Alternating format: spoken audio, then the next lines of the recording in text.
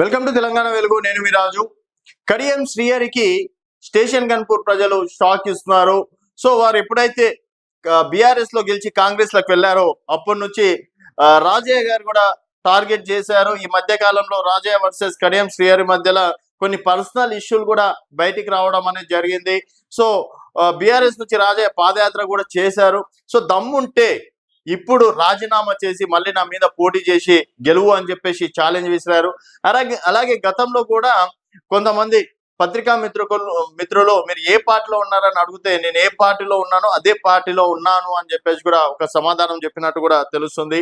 So ఇప్పుడు ఈ 10 మంది ఎమ్మెల్యేల పైన యాక్షన్ తీసుకోవాలని బీఆర్ఎస్ ఇటు సుప్రీంకోర్టులో దాఖలు వేసింది. అలాగే స్పీకర్ దగ్గర ప్రస్తుతం 10 మంది ఎమ్మెల్యేల భవిష్యత్ ఆధారపడి ఉంది.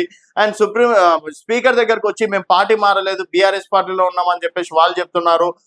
బీఆర్ఎస్ పార్టీలో లేరు, కాంగ్రెస్ పార్టీకి వెళ్ళారు అని చెప్పేసి ప్రూఫ్స్ తో సహా సోషల్ మీడియాలో ఈ 10 మంది ఎమ్మెల్యేల గురించి కూడా మాట్లాడుతున్నారు. ఇప్పుడు కడియం శ్రీహరి టాపిక్ అనేది హాట్ టాపిక్ గా మారింది. సో దానికి సంబంధించి ఒక లెటర్ అనేది ప్రస్తుతం స్టేషన్ గన్పూర్ లో హల్చల్ చేసినటువంటి విషయం. అందులో ఏం రాశారు అనేది ఒకసారి చూసుకున్నట్టయితే, గౌరవనీయులైన స్టేషన్ గన్పూర్ ఎమ్మెల్యే కడియం శ్రీహరి గారికి, మీరు భారత రాష్ట్ర సమితి తరపున ఎమ్మెల్యేగా నన్ను గెలిపించండి అని ప్రచారంలో మీరు అన్నందుకు నేను నా అమూల్యమైన ఓటు వేసి గెలిపించిన.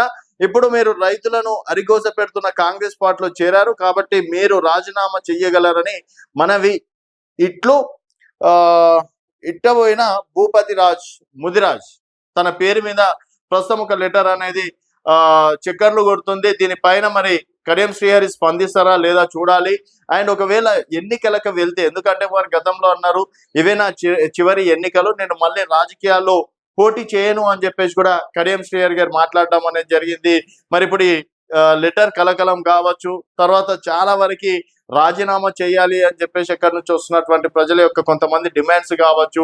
అండ్ రైతులకు సంబంధించి కాంగ్రెస్ పార్టీ ఏం చెయ్యట్లేదు, అలాంటి కాంగ్రెస్ పార్టీలోకి ఎందుకు వెళ్ళారు, మీరు బీఆర్ఎస్ పార్టీ తరఫున నిల్చున్నందుకు మేము ఓట్లేసి మిమ్మల్ని గెలిపించినాం, కాంగ్రెస్ పార్టీ అభ్యర్థి అయితే డెఫినెట్ గా అసలు ఓట్లు వేసే వాళ్ళం కాదు అన్నట్టు కూడా కొంతమంది మాట్లాడుకుంటున్నటువంటి మాటలు.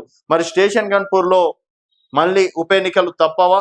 అండ్ స్టేషన్ గన్పూర్ కి కడియం శ్రీహరి రాజీనామా చేస్తారా, లేకపోతే మరొక 3 సంవత్సరాలు ఏ విధంగానే కాలం వెలదీసి తర్వాత పోటీల నుంచి తప్పుకుంటారా అనేది వేచి చూడాల్సిన విషయం. చూస్తూనే ఉండండి తెలంగాణ వెలుగు.